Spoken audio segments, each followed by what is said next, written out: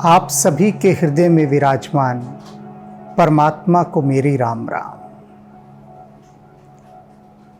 राम सीता को जितना समझा सकते थे, जितना भयभीत कर सकते थे, ये दोनों ही उपाय वे कर चुके कि सीता उनके साथ वन जाने की हठ ना करे।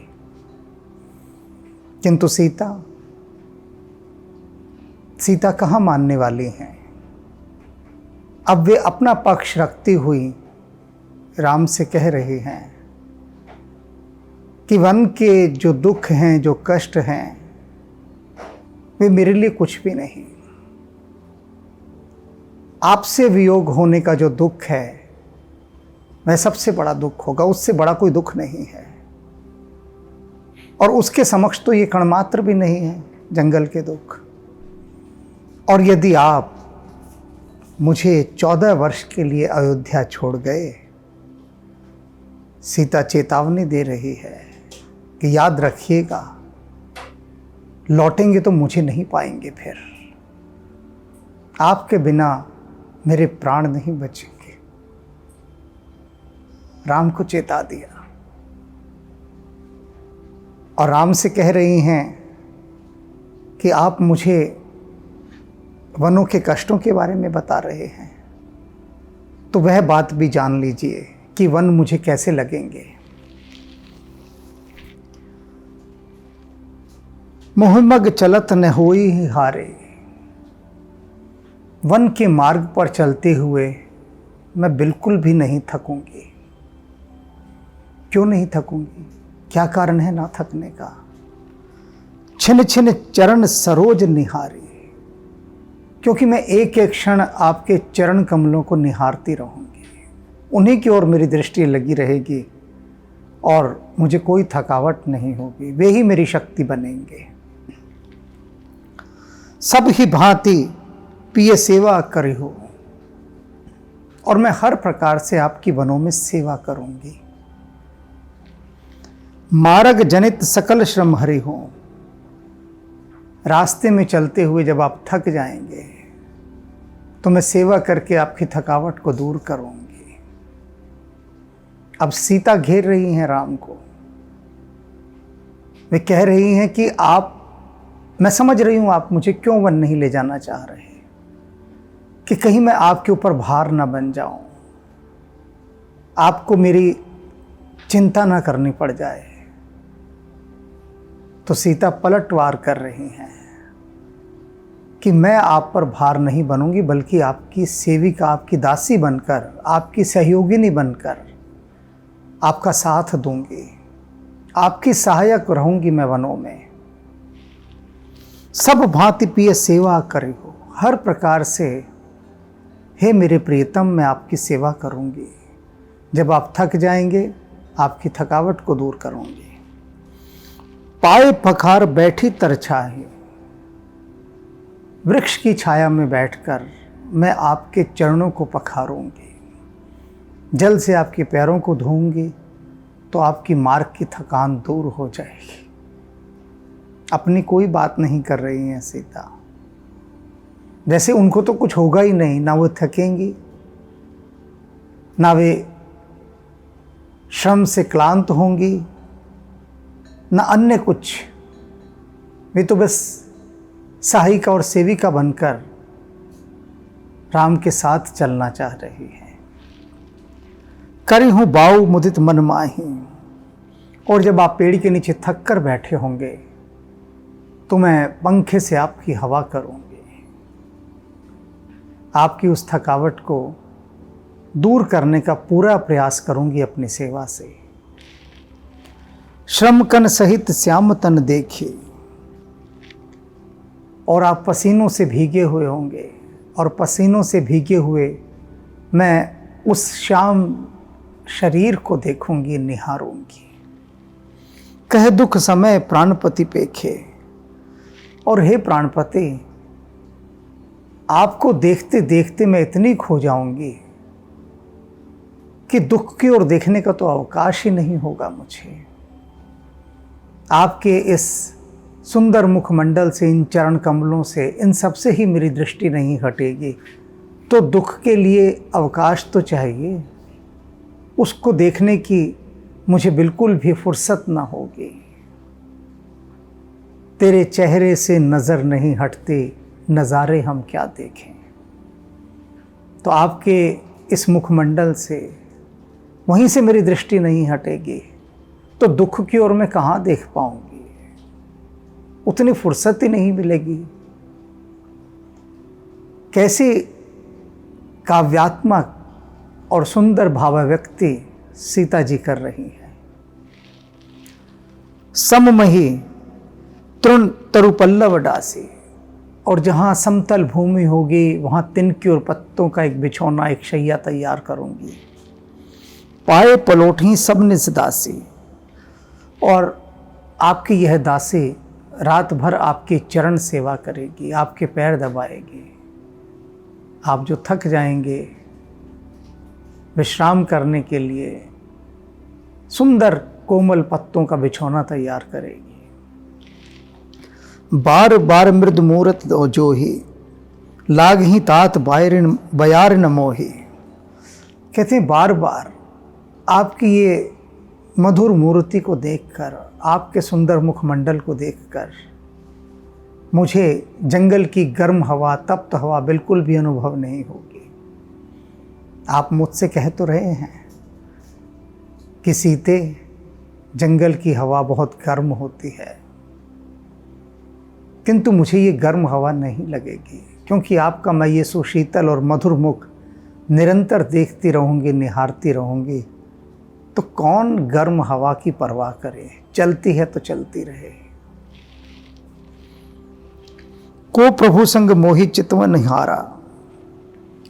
और कहते हैं, आप कह रहे हैं कि जंगल के अंदर ऐसे ऐसे राक्षस हैं जो मनुष्यों का मांस खा जाते हैं, जो करोड़ों प्रकार से छल कपट करते हुए नर नारियों को उठा कर ले जाते हैं। आपने बताया मुझे, और ये बताकर मुझे डराने का भी प्रयास किया, किंतु मैं एक बात जानती हूँ, को प्रभु संग मोहि चितवन निहारा। आपके साथ होते हुए, मेरे प्रभु राम के साथ होते हुए किसकी हिम्मत है कि मेरी तरफ देख पे ले। है कौन इतना साहसी, उठाना तो दूर, देख भी ले कोई मेरी तरफ। क्योंकि सिंगब दुही जिमे ससक सियारा, क्योंकि शेर की जो पत्नी होती है वो सिंहनी होती है, और क्या सिंहनी की तरफ खरगोश और सियार दिखा करते हैं? है हिम्मत खरगोशों और सियार में? तो ये जो राक्षस हैं, जो निशाचर हैं, आपके समक्ष इनकी बिसात खरगोश और सियार से अधिक नहीं है। आप सिंह पुरुष हैं, मैं आपकी शेरनी हूँ। हिम्मत है भला इनमें कि ये देख भी ले मेरी तरफ। मैं सुकुमारी नाथ बन जोगो। अब सीता यहाँ बड़ी वक्र दृष्टि से राम पर व्यंग्य कर रही हैं। कहती हैं, राम पर आपने मुझे कहा मैं सुकुमारी हूँ, मैं वनों में रहने योग्य नहीं हूँ। आप कह रहे हैं तू अमृत से सींची हुई बेल है, जंगल एक खारा समंदर है, तू आम की बागों की कोयल है, और ये जंगल जहरीले पेड़ पौधों से भरा हुआ है। आप मेरे लिए बार बार ये कह रहे हैं कि तू हंसिनी है, भला वनों के कठोर रास्तों पर कैसे चलेगी। आपने मुझे कहा कि वन तेरे योग्य नहीं है सीता, तो मैं आपसे पूछती हूँ मेरे प्राणनाथ, मेरे राम, क्या आपके योग्य है वन? आपने कह तो दिया कि सीता तू वनों के योग्य नहीं है। आप हैं क्या? क्या आपको वनवास दिया जाना चाहिए? क्या आपको वन में रहना उचित है? मेरे लिए उचित नहीं, आपके लिए उचित है। क्या बात कर दी मेरे प्रभु। और तुम ही उचित तप मोकहु भोगो। आपके लिए तो तपस्या करना उचित है, आप वनों में जाएंगे तपस्या करेंगे, वह उचित है, और मेरे लिए भोग उचित हैं? प्रश्न कर रही हैं सीता। कह दिया आपने अयोध्या में रहो, सुख से रहो, मतलब मेरे लिए सुख उचित है और आपके लिए ये कष्ट उचित है। ये आपने सोच भी कैसे लिया कि राम वनों में रहने के अनुकूल है, राम कष्टों को सहे तप करे, और सीता अनुकूल नहीं है, वो अयोध्या में रहकर भोग करे? क्या बात है, कमाल की सोच सोची है प्रभु आपने। अब सीता ने ऐसा भयंकर व्यंग्य किया है राम पर। कहने में सीता बिल्कुल नहीं चूकती हैं, जो बात कहनी होती है धार धर के बात कहती हैं, अपनी अभिव्यक्ति करने में कोई संकोच नहीं है सीता को। मन की बात मन में नहीं रखती, बहुत सुंदर शब्दों में कहती हैं। ऐसे हु बचन कठोर सुन जो न हृदय बिलगान। कहते हैं आपके ऐसे कठोर वचन सुनकर मेरे प्रभु, यदि ये मेरा हृदय ना फट जाए तो धिक्कार है इस पर। कितनी कठोर बात आपने कह दी कि मैं वनों में जाऊंगा, तपस्या करूंगा, कष्ट सहूंगा, और तुम यहां अयोध्या में रहकर ऐश करो, भोग विलास करो। ऐसी कठोर बात आपने कह भी कैसे दी? और इसे सुनकर अगर मेरा हृदय फट नहीं जाता तो धिक्कार है इस पर, और यदि नहीं फटता तो प्रभु विषम वियोग दुख सही ही पामर प्राण। तो मेरा ये नीच प्राण ये 14 वर्ष के आपके वियोग का दुख भी सह लेगा। यदि ये इतना ही नीच है कि आपकी इस बात को सुनकर भी मेरा ये नीच हृदय फट ना पड़े, तो फिर तो ये अवश्य रह लेगा, फिर नहीं मरेगा ये, फिर तो इसकी नीचता की अति है। क्या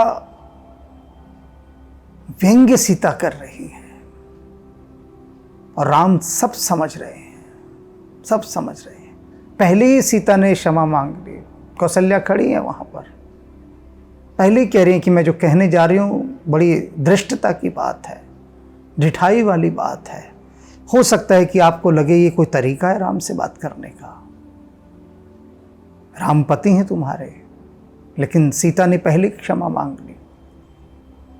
कौशल्या वहां से हट तो नहीं रही है, वहीं पर हैं। राम को भी संकोच हो रहा था, अब सीता ने सारे संकोच तोड़ दिए, क्षमा मांग ली पहले कि जो कहना है कहूंगी, जो सही लग रहा है वह बोलूंगी, कैसे मुझे छोड़कर ये जा सकते हैं। अस कही सिए बिकल भई भारी। और ऐसा कहने के बाद सीता बहुत व्याकुल हो गई। बोला उन्होंने राम से, आपकी कठोर बात सुनकर मेरा हृदय फट जाएगा। अगर ये नहीं फटता है तो ये नीच फिर 14 साल तक आपके बिना रह भी लेगा, अर्थात कि रहा ही नहीं जा सकता। आपने ऐसी बात कह दी है कि मेरा हृदय अब फटने को हो रहा है। और बहुत व्याकुल हो गई सीता। बचन वियोग ने सकई संभारी। राम से वियोग होगा ऐसा अभी शब्दों में ही है। वचन संभारी, वचन न संभारी, ये बात ही उनसे संभाले नहीं संभल रही। अभी तो बात है, अभी तो राम छोड़कर नहीं गए हैं, वहीं खड़े हैं, बातचीत चल रही है। अभी एक विचार है, शब्द है, यही हजम नहीं हो रहा सीता से, यही संभाले नहीं संभल रहा। देख दशा रघुपति जिए जाना। सीता की जी की है दशा राम जान गए कि सीता पर क्या बीत रही है, क्या छुपा है राम से, सब जानते हैं। सबके जी की जाने राम, तो सीता की तो सबसे पहले जानेंगे, सब जान गए।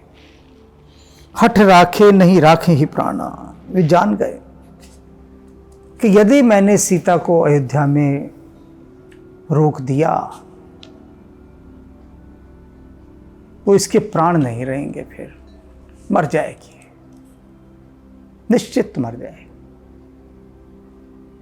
सीता के अंतरतम तक जाकर राम ने सब देख लिया कि क्या जी की दशा है सीता की। सही कह रही है, अयोध्या में अगर यदि इसे छोड़ गया मैं तो ये जीवित नहीं रहेगी, मेरे वियोग में अपने प्राण त्याग देगी। सत्य कहती है, कई हूं कृपाल भानुकुल ना था। वे जो कृपालु हैं, रघुकुल के नाथ हैं, रघुकुलपति हैं श्री राम, वे कहते हैं सीता से, पर हरि सोच सीते ये चिंता छोड़ दे, सोचना छोड़ दे। अब इतना कुछ तो सोच रही है, मेरा हृदय फट जाएगा, मैं नहीं रह पाऊंगी, मैं सब जान चुका हूं। तू पर अब सबसे पहला काम कर, ये चिंता छोड़ दे। और क्या कर, चल हूं वन सा था और मेरे साथ वन चला। प्रभु ने वरदान दे दिया कि मेरे साथ वन चल।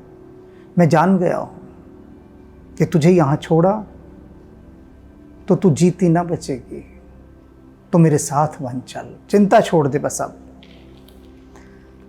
नहीं विषाद कर अवसर आजो, अब कोई दुख मत कर, क्योंकि ये दुख का अवसर नहीं है। अब किसी प्रकार का कोई हमारे पास इतना समय नहीं है कि हम किसी चीज का दुख मनाएं, अवसर नहीं है। बेग कर हूं बन गबन समाजो, जल्दी करो और मेरे साथ वन चलने के लिए अपनी तैयारी कर लो। कह प्रिय वचन पिया समुझाई, इस तरह से प्रिय वचन कहकर उन्होंने सीता को समझाया। लगे मात पद आशीष पाए, और फिर अपनी जननी के चरण स्पर्श करके उनसे आशीर्वाद प्राप्त किया। बेग प्रजा दुख मेटब आई, कौशल्या कहती है, पुत्र जल्दी लौट कर आना और प्रजा के दुख को दूर करना, क्योंकि सारी अयोध्या तुम्हारे बिना बहुत दुखी है। जननी निठुर बिसही जन जाए, और अपनी इस निष्ठुर माता को भी मत भूल जाना। तुम्हारी एक निष्ठुर माँ यहाँ भी है। क्यों स्वयं को निष्ठुर कहा है कौशल्या ने सीता को देखकर, कि सीता राम से कह रही है कि तुम मेरे प्राण हो, हे प्राणनाथ, आप चले गए तो मैं जीवित नहीं बचूंगी। और मैं राम, मैं तो तुम्हारी जननी हूँ, मैंने तो जन्म दिया है, तुम्हारे बिना मैं जीवित रह लूँगी। इसका मतलब मैं कितनी निष्ठुर हूँ, कठोर हूँ कि तुम्हारा वियोग सह सकती हूँ। तो वे राम से कह रही हैं, अपनी इस निष्ठुर माता को भी याद रखना, भूल मत जाना कि तुम्हें लौटना है अयोध्या के लिए और अपनी निष्ठुर माता के लिए। फिर ही दशा विद बहुरी की मोरी, विधाता से पूछ रही हैं कि हे विधाता, क्या मेरी ये दुर्भाग्य की दशा आप पलटेंगे कभी या नहीं, या सब ऐसा ही दुर्भाग्य सदा मेरे साथ चलता रहेगा। राम वन को जा रहा है 14 वर्ष के लिए, क्या ये दशा पलटेगी, लौटेगा यह वापस? देखूं नयन मनोहर जोरी, और अब तो राम के साथ सीता भी जा रही है, तो इस मनोहर जोड़ी को क्या मैं फिर से देख पाऊंगी? क्या मेरे सौभाग्य का उदय होगा? ये दुर्भाग्य कभी पलटेगा? वे विधाता से पूछ रही हैं। सुदिन सुघड़ी तात कब होई, वह सुंदर और शुभ घड़ी फिर कब लौटेगी? जननी जियत बदन विधु जोही, कि हे पुत्र, कि तुम्हारी ये माँ जीते जी तुम्हारा यह सुंदर मुखड़ा फिर से देखे, वह शुभ घड़ी फिर कब लौट कर आएगी। बहुरी बच कहीं लाल, कहीं रघुपति रघुबरतार। और इस तरह से विह्वल होकर कौशल्या राम को अनेक नामों से पुकारती हैं। कभी कहती हैं मेरे वत्स, कभी कहती हैं मेरे लाल, कभी कहती हैं हे रघुपति, और कभी कहती हैं रघुबरतार। अनेक अनेक नामों से विह्वल होकर वे राम को पुकार रही हैं, उनका नाम ले रही हैं। कब ही बोलाई लगाई ही है, हर्ष निरख गाद। कौशल्या राम से कह रही हैं कि वह समय फिर कब आएगा कि मैं तुम्हें बुलाऊंगी, पुकारूंगी और हर्षित होकर तुम्हें अपने हृदय से लगाऊंगी, तुम्हें निहारूंगी। कब आएगा वह समय फिर।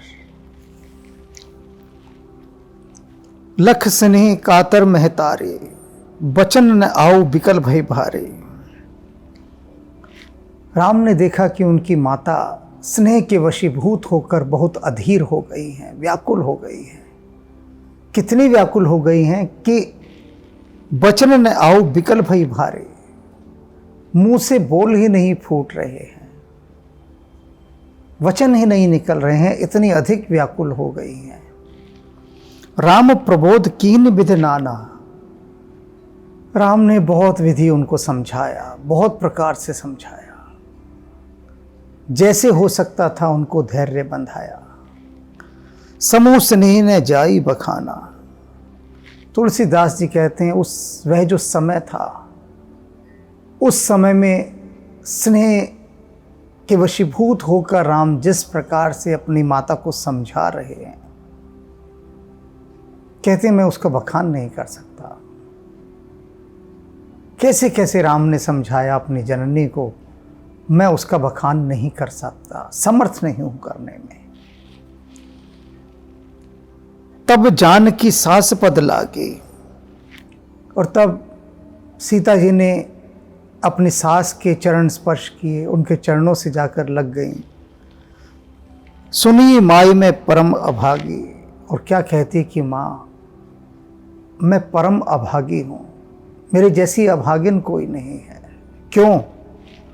सेवा समय देव बन दीना। ये समय आपकी सेवा करने का था और दैव ने, भाग्य ने मुझे वनवास बद दिया, मुझे वन जाना पड़ रहा है। समय तो आपकी सेवा का था, कितनी अभागिनी हूं मैं। मोर मनोरथ सफल न कीना। मेरा मनोरथ विधाता ने सफल नहीं किया। मनोरथ तो था कि यहाँ रहूं, आपकी सेवा करूं, राम को वनवास न मिलता और मैं आपकी सेवा में ही संलग्न रहती, लेकिन विधाता से यह देखा नहीं गया। तजब छोब जन छाड़िहूँ छोहू। आप अपना क्रोध छोड़ दीजिएगा, किंतु कृपा मत छोड़िएगा, क्षमा ना छोड़िएगा, वह हम पर बनाए रखिएगा। कर्म कठिन कछु दोष न मोहो। भाग्य की गति ही ऐसी कठिन है, ये कर्म का दोष है, इसमें मेरा कोई दोष नहीं। मैं तो चाहती थी कि आपके साथ रहूं, किंतु दुर्भाग्य ऐसा हुआ कि मुझे एक को चुनना पड़ेगा, राम को या अयोध्या को।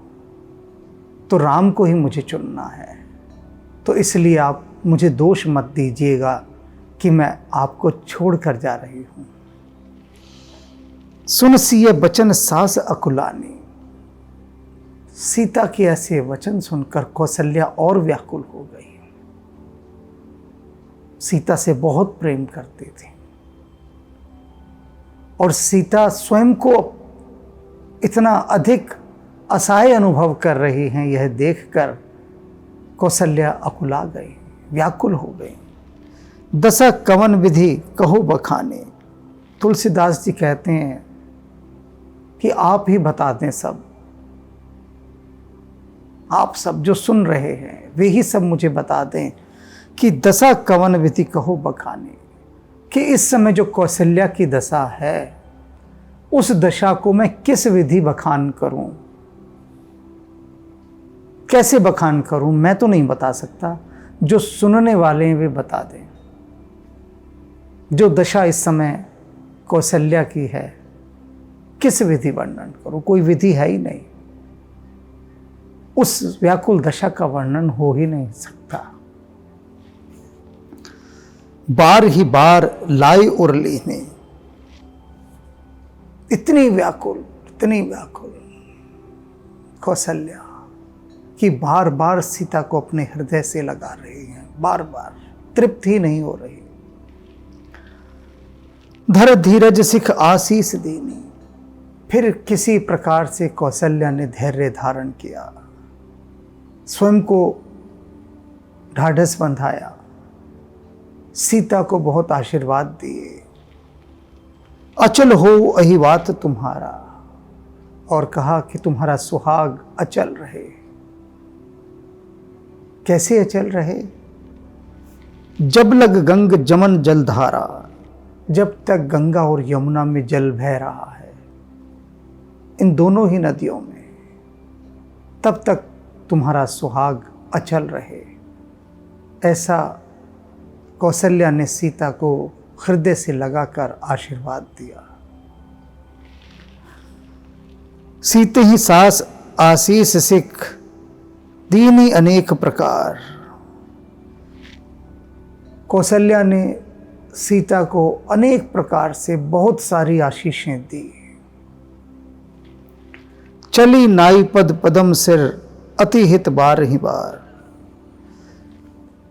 सीता जी ने बार बार कौशल्या के चरण कमलों पर अपना सिर नवाया, बार बार, और फिर उनसे आशीर्वाद लेकर राम के साथ चली गई। अब राम और सीता दोनों वन जाने के लिए तैयार हैं। अब दशरथ की तरफ जाएंगे ये आशीर्वाद लेने। यहाँ आप देखिए कि सीता राम को किस प्रकार से सहमत करती हैं। राम ने स्वयं आते ही यह नहीं कहा सीता से कि मुझे वनवास जाना होगा और चलो तुम भी साथ तैयारी करो मेरे साथ चलने की। राम की गहरी दृष्टि है, यहीं से राम का रामत्व समझ लीजिए। राम सीता को पूरी स्वतंत्रता दे रहे हैं। कहते हैं ना कि राम परम स्वतंत्र हैं और दूसरे की भी स्वतंत्रता का सम्मान करते हैं। हर एक के फ्रीडम राम देते हैं सभी को। सीता को भी पूरी स्वतंत्रता है, इसलिए जाते ही राम ने कोई आदेश नहीं दिया सीता को कि तुम भी मेरे साथ वन चलो। वे कह रहे कि तुम अयोध्या ही रहो, सुख से रहो, मेरे साथ वन जाने की हठ मत करना, वन बड़े भयंकर हैं। पहला जो उनका प्रयास है सीता को वन के कष्टों से बचाना और अपने ऊपर आई हुई जिम्मेदारी को, उस तप को, उस कष्ट को स्वयं ही झेलना, सीता को उसके साथ सम्मिलित न करना। ये बहुत बड़ा मनोवैज्ञानिक कारण भी है। बिल्कुल सीधे ना कहकर पहले सीता की इच्छा को जानना।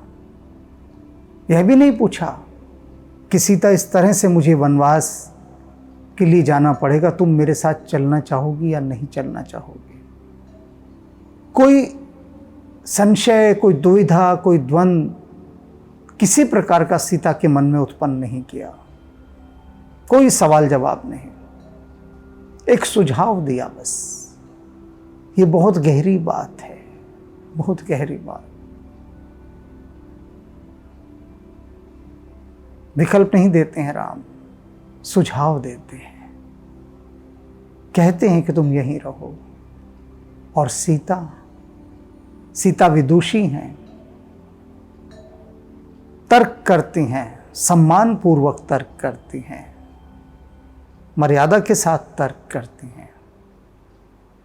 पूछती हैं राम से, मेरे लिए तो कह दिया आपने कि मैं सुकुमार हूँ, सुकुमारी हूँ, राजकुमारी हूँ, वन मेरे योग्य नहीं, तो क्या राम के योग्य हैं वन? और राम के लिए तप, मेरे लिए भोग, अनेक अनेक तर्क करके वे राम को परास्त करती हैं और अंतिम ब्रह्मास्त्र के रूप में एक ही बात कहती हैं कि हे प्राणनाथ, मुझे छोड़कर चले गए, लौट कर ना पाएंगे फिर मुझे। तो अब सीता ने तो राम को मना लिया, राम का वियोग सीता नहीं सह सकते, कौशल्या ने सह लिया। अब बारी है राम के बाहर विचरते प्राण की।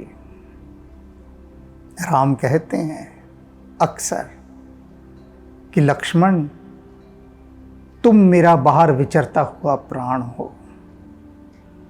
तो अब उस प्राण की क्या दशा है, लक्ष्मण की क्या दशा है, वह जानना बहुत आवश्यक है। लक्ष्मण जी पर तो हमने ध्यान ही नहीं दिया अभी तक। तो अब हम लक्ष्मण जी की मनोदशा को देखेंगे, उन पर क्या बीत रही है। ये पूरा समय, वो बारात का नाच गाना, वो सब आपने बहुत मज़े किए हैं। अब दुख का समय चल रहा है, कष्ट का समय, पीड़ा का समय, व्यथा का समय, वेदना का समय। अब मन को इसे भी झेलना है। राम के बाराती तो आप खूब बने थे, तो अब राम के साथ वनवास की भी तैयारी कर लीजिए। सीता को तो अनुमति मिल गई साथ चलने के, आपको हनुमान जी की अनुमति से मैं राम जी के साथ वनवास में ले चलूँगा। तो पहले हम लक्ष्मण जी की दशा देख लें। तो थोड़ा सा विश्राम, उसके बाद लक्ष्मण जी के पास चलेंगे कल।